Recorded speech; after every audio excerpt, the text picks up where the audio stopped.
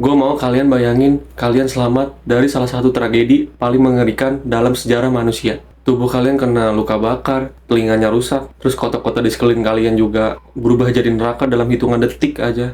Lalu besoknya kalian nih pulang ke kampung halaman kalian, masih dengan luka di badan, masih shock, masih belum paham juga apa yang barusan terjadi gitu. Dan pada saat lu pulang, dan lu cerita ke atasan kantor lu, terus lu lagi ngomong nih, lagi nyeritain, tiba-tiba bom atom kedua jatuh jeder di tempat keluarga lu tinggal gitu. Ini bukan sekedar adegan film, bukan legenda juga, atau bukan cerita yang dibesar-besarin.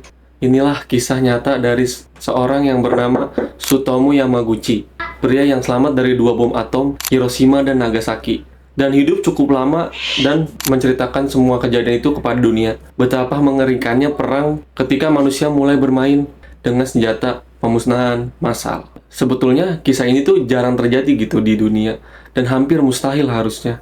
Untuk memahami kenapa kisah ini terasa hampir mustahil, kita harus mundur ke Jepang pada era Perang Dunia Kedua. Tsutomu Yamaguchi lahir pada 16 Maret 1916 di Nagasaki, Jepang. Ia bukan tentara, dia bukan jenderal juga, dan bukan tokoh politik terkenal gitu. Ia hanyalah seorang pria biasa yang bekerja sebagai insinyur di Mitsubishi Heavy Industry.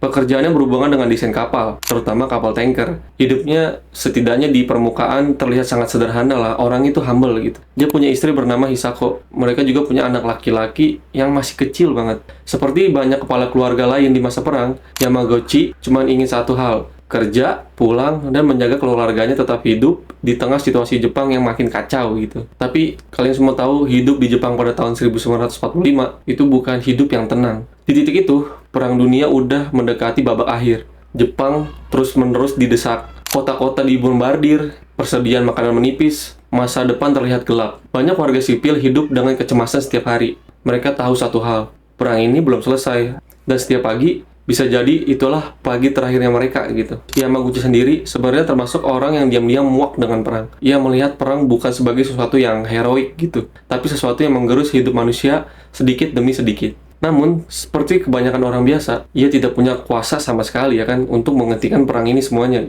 Yang bisa dia lakukan adalah ya kerja, bertahan hidup, dan berharap semuanya segera selesai. Pada musim panas 1945, Yamaguchi dikirim ke Hiroshima untuk perjalanan dinas selama 3 bulan gitu. Ia datang ke sana untuk urusan pekerjaan, yaitu pekerjaannya di Mitsubishi. Mungkin di kepalanya pada saat itu cuma satu hal, menyelesaikan tugas, ya kan, lalu pulang ke Nagasaki, bertemu istri dan anaknya gitu kan. Nah, pada tanggal 6 Agustus 1945, seharusnya menjadi hari terakhirnya di Hiroshima. Seharusnya itu juga cuma jadi hari pulang biasa gitu pada umumnya. Seharusnya juga dia cuma naik kereta, kembali ke rumah, lalu menjalani hidup yang seperti biasa gitu kan. Tapi justru pagi itulah, hidup Tsutomu Yamaguchi ini terbelah menjadi dua. Sebelum bom dan sesudah bom. Pagi itu, Hiroshima terlihat seperti kota yang masih berusaha terlihat biasa aja di tengah-tengah perang ini. Orang-orang juga masih bekerja, ada yang berjalan menuju kantor, ada yang menjalani aktivitas harian, dan Yamaguchi sendiri sedang bersiap meninggalkan kota, ya kan? Menurut beberapa catatan, ia sedang dalam perjalanan menuju galangan kapal, dan sempat menyadari ada sesuatu yang tertinggal gitu, sehingga perjalanan sedikit berubah. Sekitar pukul 8.15 pagi, Yamaguchi melihat sebuah pesawat B-29 Amerika terbang di atas Hiroshima. Ia melihat benda jatuh dari pesawat itu. Sekilas, nggak ada yang benar-benar tampak istimewa gitu kan. Tapi beberapa detik kemudian, cahaya putih menyilaukan dan meledak di langit. Yamaguchi pernah menggambarkan kilatan itu seperti cahaya magnesium raksasa gitu. Saking terang dan mendadaknya, tubuhnya seolah tidak sempat memahami apa yang terjadi gitu. Ia refleks menjatuhkan diri, dan sesaat kemudian, gelombang kejut menghantam ledakan itu untuk melemparkannya. Udara langsung berubah menjadi panas, tekanan ledakan seperti merobek dunia. Telinganya rusak, udah pasti gendang telinganya juga pecah. Tubuhnya juga mengalami luka bakar serius, terutama di bagian atas tubuh. Ia sempat mengalami kebutaan sementara. Di sekelilingnya, bangunan udah runtuh, api menyebar, dan kota yang beberapa detik sebelumnya masih tampak hidup, mendadak berubah jadi pemandangan yang seperti akhir dunia gitu, seperti kiamat. Sulit membayangkan apa yang ia lihat pada saat itu. Orang-orang berteriak, ada juga yang berjalan tanpa arah dengan kulit yang melepuh, ada yang mencari keluarga, ada bahkan yang belum paham gitu, atau ngerasa ini apa gitu kan, satu bom aja bisa ngancurin satu kota gitu, masih pada nge-lag gitu, masih belum mencerna apa yang terjadi gitu kan. Yang perlu dipahami di sini, Yamaguchi bukan berdiri jauh dari lokasi. Ia berada dalam radius yang sangat berbahaya sebenarnya. cukup dekat untuk menerima dampak ledakan. Tapi anehnya, bagaimana dia bisa hidup gitu? Dan momen seperti itu, kebanyakan orang udah pasti mungkin pada menyerah. Ya lah, lu gelang telinganya pecah gitu kan, terus telinga lu rusak, apalagi badan atas ke bawah lu juga rusak gitu. Tapi Yamaguchi nggak menyerah. Meski luka, shock, dan nyaris tuli, ia berusaha mencari perlindungan. Ia bertahan malam itu di Hiroshima bersama para korban lain. Kota tersebut masih dipenuhi api, reruntuhan, dan manusia-manusia yang bahkan belum tahu ada racun tak terlihat yang bernama radiasi sedang mulai bekerja di tubuh mereka. Malam itu Yamaguchi belum tahu bahwa ia itu baru selamat dari bom atom pertama dalam sejarah yang dijatuhkan ke kota berpenduduk gitu. Dan ia juga belum tahu tragedi itu belum selesai untuk dirinya. Karena besoknya nih, ia akan membuat keputusan yang mungkin terdengar gila bagi banyak orang, yaitu ia memutuskan pulang ke Nagasaki. Ya karena dia nggak tahu kalau besoknya Nagasaki juga dibom ya kan. Gue juga kalau jadi dia, ya gue juga balik gitu, gue ke keluarga gue gitu, karena nggak tahu Nagasaki juga akan dibom gitu kan. Tapi lu bayangin dah, Yamaguchi pada saat itu ya, kondisi telinganya rusak, tubuhnya luka bakar, terus baru ngelihat satu kota tuh rata gitu kan. Secara logika udah pasti kita mikirnya kayak, udahlah, minimal kita ke rumah sakit dulu gitu, cari aman aja gitu. Tapi kayaknya harusnya nggak ada rumah sakit sih ya, karena kan tuh rata gitu satu kota. Ya mau nggak mau, yang dia pikirin pada saat itu, ya dia ke keluarganya gitu, ke anak dan istrinya. Tapi Yamaguchi punya dorongan yang sangat kuat. Akhirnya ya udah yang gue bilang tadi, dia pulang ke keluarganya gitu. Mau nggak mau dia nekat. Pada 7 Agustus 1945, hanya sehari setelah Hiroshima dibom, Yamaguchi berusaha kembali ke Nagasaki. Bahkan perjalanan pulang itu sendiri bukanlah hal yang mudah. Ia harus melewati kota yang porak-poranda, melihat mayat dan reruntuhan, dan sisa kehancuran di mana-mana gitu. Ia seperti berjalan menembus bukti yang paling brutal bahwa manusia bisa memusnahkan seluruh kota hanya dengan satu tombol. Akhirnya, dia berhasil ke Nagasaki, dan di sanalah ironi paling kejam, dan kisah ini dimulai. Sesampainya di rumah, Yamaguchi bertemu dengan keluarganya. Istrinya udah pasti kaget ngeliat kondisi dia yang kayak gitu. Tubuhnya diperban, wajahnya terluka. Ia jelas tidak seperti orang yang baru saja pulang dari dinas gitu ya kan. Tapi, meski kondisinya mengenaskan seperti itu, Yamaguchi masih punya satu kebiasaan yang mungkin terdengar sangat orang kerja ya lah ya. Ia tetap merasa harus ngelapor ke kantornya gitu. Korporat banget deh. Lalu tibalah 9 Agustus 1945. Pagi itu, Yamaguchi datang ke kantornya, yaitu kantor Mitsubishi di Nagasaki. Tubuhnya masih keadaan sakit, perbannya masih nempel, dan ia mulai menceritakan kepada atasannya tentang apa yang terjadi di Hiroshima. Bayangin situasinya. Di sebelah ruangan kantor, ada seorang pegawai yang baru saja pulang dari kota yang hancur total. Dan ia menjelaskan kepada atasannya bahwa satu bom aja bisa musnahin satu kota gitu. Bahwa ia melihat kilatan yang besar gitu, kilatan cahaya, terus ada ledakan, dan kehancuran yang nggak masuk akal gitu. Karena pada saat itu bom atom semuanya nggak tahu gitu. Bahkan kayaknya cuma Amerika di situ yang tahu gitu kan. Atasannya pun pasti kaget dan nggak percaya gitu. Sulit dia buat percaya. Bagaimana satu bom aja nih bisa ngancurin satu kota gitu? Apa mungkin senjata itu tuh ada gitu? Lalu saat Yamaguchi sedang bercerita, saat kata-katanya belum selesai, saat mungkin sebagian orang di ruangan itu masih menganggap ceritanya itu terlalu berlebihan gitu,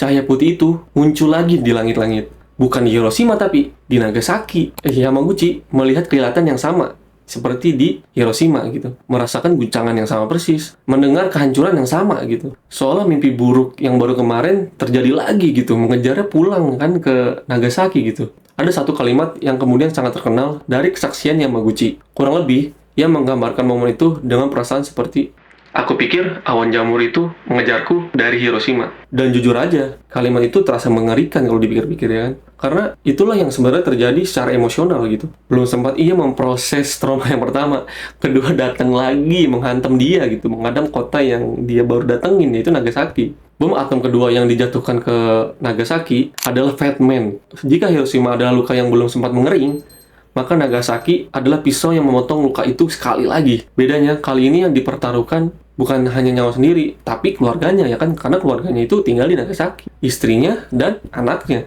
Dan setelah ledakan kedua itu terjadi, satu hal yang paling ingin dia tahu, yaitu cuma satu, apakah mereka masih hidup? Di titik ini, penderitaan Yamaguchi bukan cuma soal selamat dari ledakan, tapi soal hidup dengan ketidakpastian total. Soal mencari keluarganya di tengah kota yang baru saja dihantam senjata yang paling mematikan pada zamannya gitu.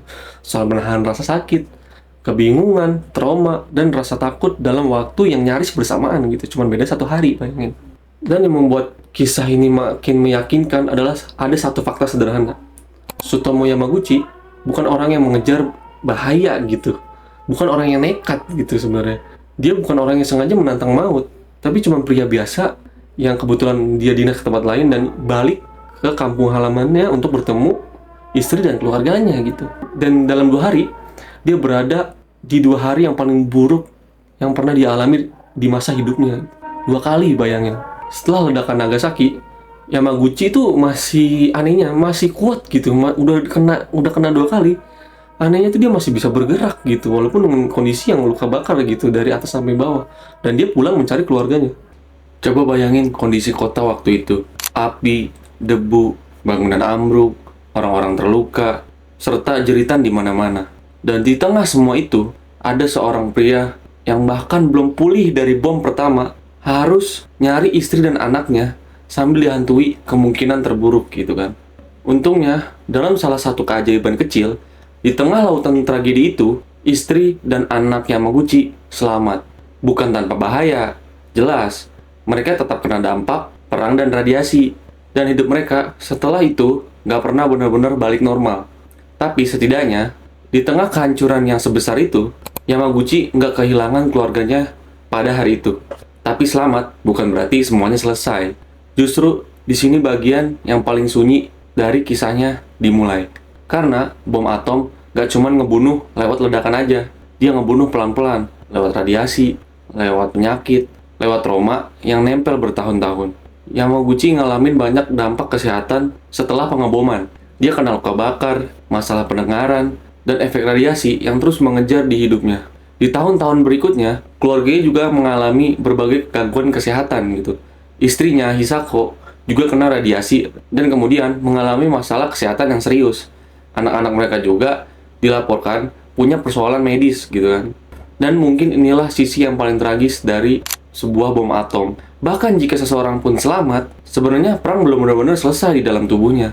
Tubuhnya tuh bisa terus ingat gitu. Dan penyakit bisa muncul setelah bertahun-tahun kemudian gitu kan. Mimpi buruk tuh bisa balik lagi dan lagi. Dan tiap kali ada orang yang nyebut kata Hiroshima atau Nagasaki, Yamaguchi bukan lagi nginget sejarah, tapi dia ingat apa yang dia cium, apa yang dia dengar, dan apa yang dia lihat gitu. Sebenarnya banyak orang yang selamat dari perang tersebut, tapi rata-rata orang milih diam gitu. Bukan karena nggak peduli, tapi karena sakitnya terlalu dalam dan terlalu gede untuk diomongin. Yamaguchi juga sempat lama gitu hiatus dan nggak banyak bicara di depan publik soal apa yang dialami pada saat itu.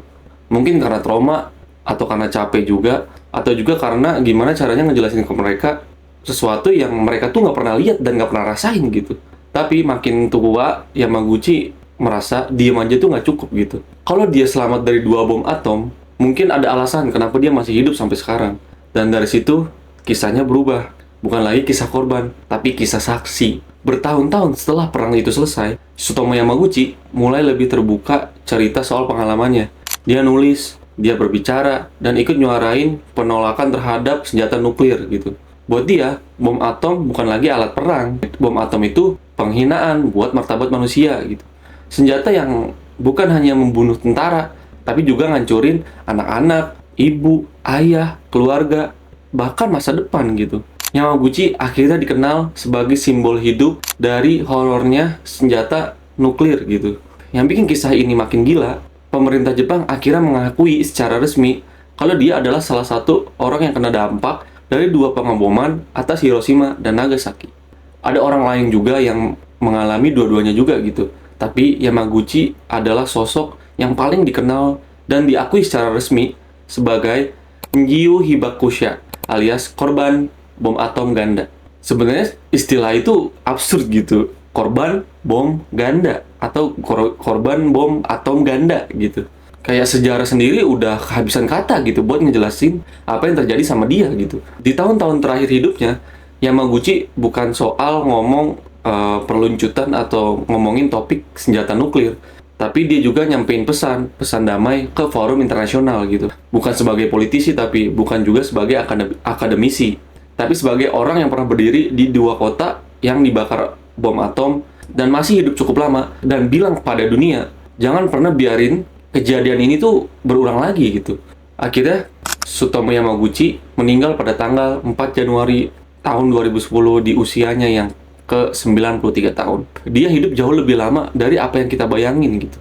Dari tahun 1945, dia hidup sangat lama, bahkan dari tahun 1945 sampai dia meninggal di tahun 2010, itu hidup yang cukup panjang gitu, 93 tahun, bayangin. Bahkan orang Indonesia aja, menurut gua, lu kena radiasi nuklir, lu kena 2 bom atom sekaligus, bisa umur panjang itu kayaknya nggak mungkin deh untuk orang Indonesia deh, atau bisa aja mungkin-mungkin aja itu, karena itu takdir Tuhan. Cuman itu kayak OP banget guys, menurut gua.